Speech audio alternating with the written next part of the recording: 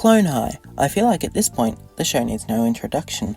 Hardly anyone cared about it. It was cancelled due to Gandhi's portrayal and poor ratings, then got popular because it was ahead of its time, only to be revived 20 years later. Only to have varied opinions. Mostly hate. Hi, I'm Egg Beta, and I've been looking to make a channel for ages, but every video topic I want to write about just drags, and then I can never find the right words. I want to make a video on how he failed Central Park. Bam! After the first paragraph, I'm lost. I want to make a video on how Velma's being called good on TikTok.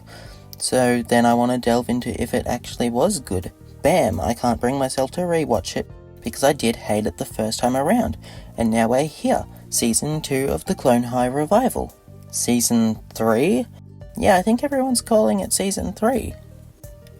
But yeah, the Clone High revival. It's quite the enigma to me. I saw everyone calling it bad on YouTube, but then I saw people loving it on Twitter. Now, I fell into this weird boat. I could recognize some of the issues, but I loved it anyway. Something about it just made me smile. With my shameful admittance of liking Clone High Season 2 out of the way, let's get into discussing whether Season 3 was able to pick up the pieces, or if it's only gotten worse. But there will be spoilers, although it's the Clone High revival, so you probably don't care. So let's go way back to 2024 and partially 2023.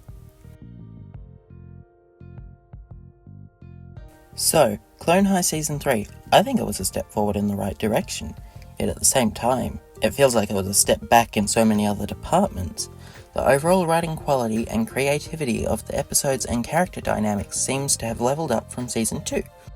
There's also a lot of fun callbacks to previous seasons, which Season 2 did feel lacking in, other than mentioning Gandhi a lot, which Season 3 still does, just feels a little more natural.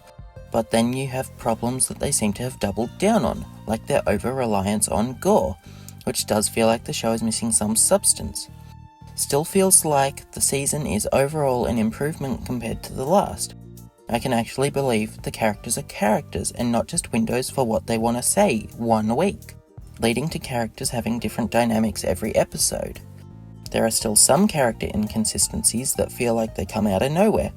Early in the season, Confucius breaks up with Harriet because she cheated on him, and then only seems faithful when she finds out Confucius is built like a truck. Yet in the next episode, it seems like the roles were reversed.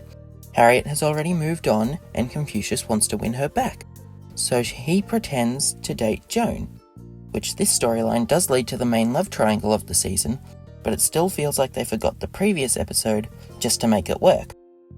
After Confucius pretends to date Joan, Harriet finds a contract they made with the deal and realizes it was all fake, and decides to take Confucius back. Which again, it should be reversed. She's the one who cheated anyway. Now that she has decided she'll take him back, the ship has sailed. Joan and Confucius are now together. For real. And need to find a way to tell Harriet without her going nuts. After they tell her, suddenly Joan's feelings for Abe come back into question from the main cast, which is a problem because Abe already has a girlfriend. Honestly, I said the storytelling had gone up, but recounting it really brings into question the quality.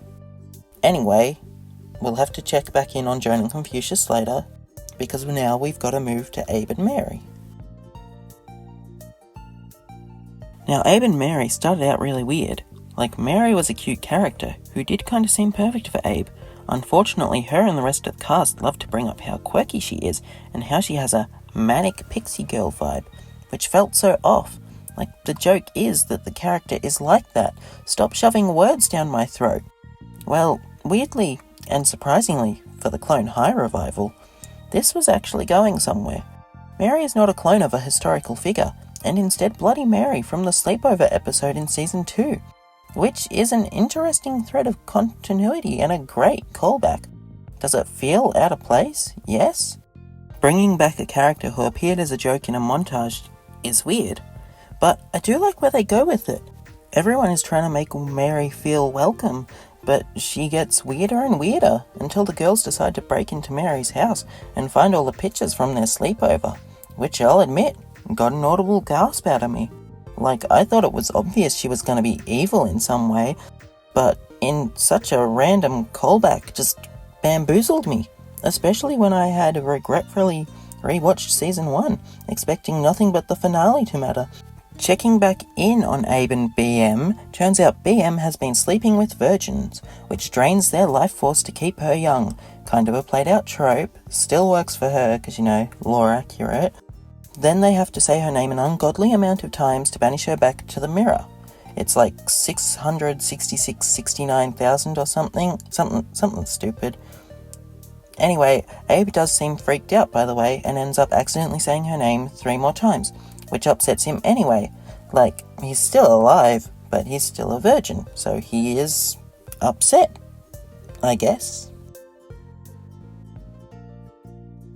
One character I'm very conflicted on this season is Topher.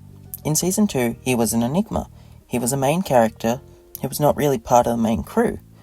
Some episodes, like the first 2, treat him like an outsider, but still a main character. The next few episodes kind of just treat him like a side character, but still one of the ones with the most screen time. Then in the last couple episodes he starts white leveraging Abe, and then randomly is paired up with the main group again for the finale. Honestly, the way I'd describe him is like a modern Meg from Family Guy. Characters do seem to hate him, but only when the story calls for it. Also, he gets the least prominence out of the main cast. Season 3 literally just makes him a side character. Obviously still the most prominent side character, but he plays a major role in like 3 episodes, and even then he's just the leader of the Bleacher Creatures, which doesn't give him much screen time after the first 3 episodes. It does work better to at least give him his own group of friends, since in season 2 it felt like he was just a voice for how he needed to act that week. Now, despite being less prominent, he feels like a more consistent character. Although him already being an incel was on the table, it does feel a little weird that he's outcasted out of nowhere. I'll give it a pass for at least creating a better dynamic. Now this part absolutely kills me. They broke Carlo-Patra up. The show is also calling them Cleta. The sad part is, their breakup episode is one of the best parts of the season.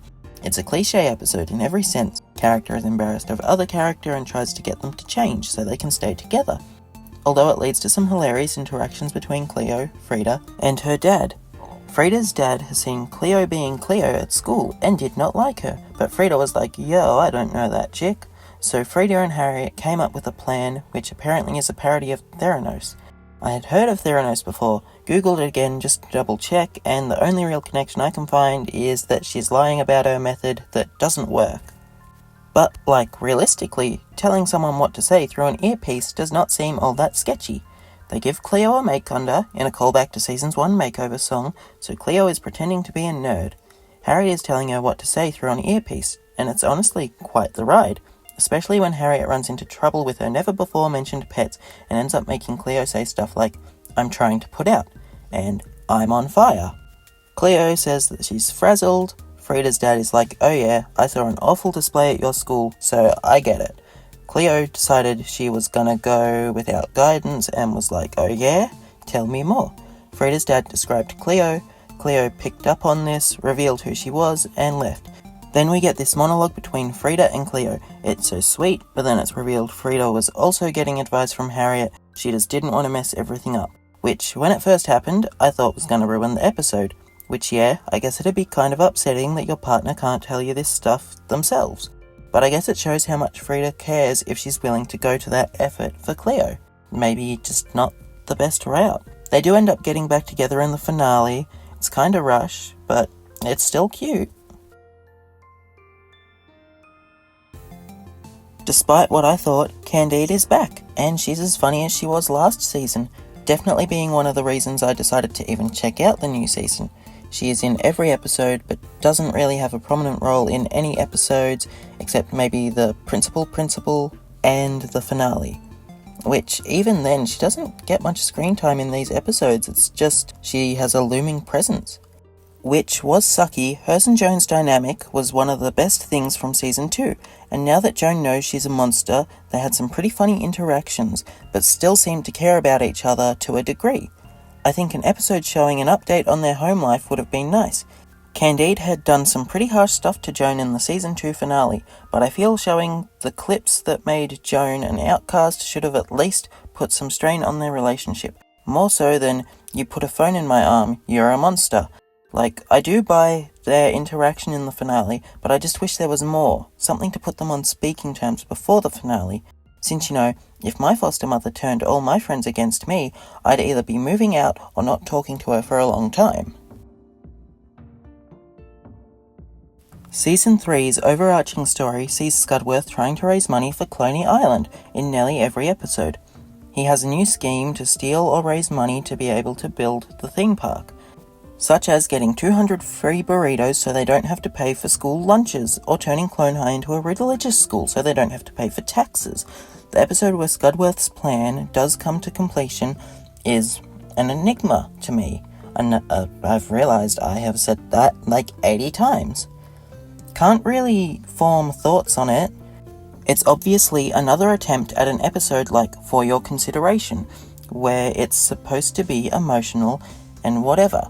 But this episode just feels like a cheap attempt to cash in on one of the only liked episodes from Season 2. Like with Mr. B, they try to give Scudworth his backstory.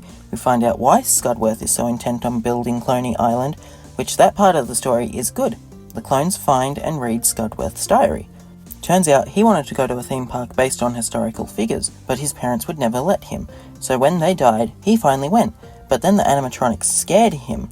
He wanted to be able to be friends with the historical figures, which, like with Mr. B's episode in Season 2, was nice to have some blanks filled in. Unfortunately, the clones kept reading Scudworth's diary. Scudworth was looking for possible islands to build a theme park on, ends up stranded on one of these islands, and it turns out his ex, Sandria, who was never mentioned before, and is meant to be his contrast, even having built a British female robot, is also stranded on this island. And Scudworth thinks she betrayed him. The episode kind of devolves into characters saying, "Here's another twist," and saying what they did. Everyone keeps saying it's a twist and that they swapped Scudworth's satchel with all the money in it, and then Sandria's robot is just like, "Here's the final twist. I'm actually evil. The money isn't even in the satchel. I have it all. Kidnap Sandria." But before she runs off with Sandria is like, "Oh, the deed to the island is here, so you now own the island." And it feels kind of just like a cheap cop-out to get the finale to happen without actually having anything happen to build up to it. So, Cloney Island, what Season 3 has been building up to all this time. Oh, kinda building up to. The clones believe they just got a summer job impersonating their clone parents in a theme park. Candide sends a missile to Cloney Island because she's upset Scudworth stole the clones, and plans to keep them forever.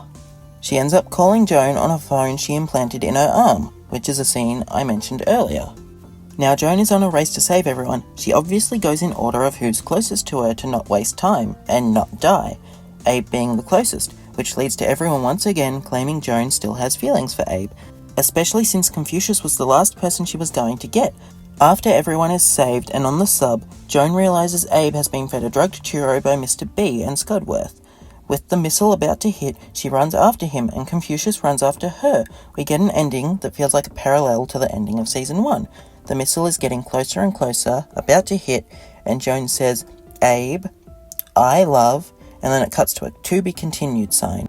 Now, I will admit, one thing I prefer about this cliffhanger is we don't know what Joan was gonna say. Yeah, it's probably Abe, because why would you save someone and then tell them you're in love with your boyfriend? But compared to Season 1, Abe had quite literally had it spelled out to him that he loved Joan, and that's why he went to find her. Yeah, he could have changed his mind after walking in on her in JFK, but I personally didn't feel like it was gonna be like that anyway. One last note on this. Season 1 ended with Abe saying, "Joan, I love you," and Season 2 opened with the board of shadowy figures asking what name Abe would say. Abe says Joan, which means he said, "Joan, I love Joan," which could be a callback to the joke of how he kept calling Cleo Joan throughout that episode, but the way it's set up, I don't think so. Overall, Season 3 is a massive improvement from Season 2. A majority of the episodes are watchable and the characters don't make me want to saw my head off.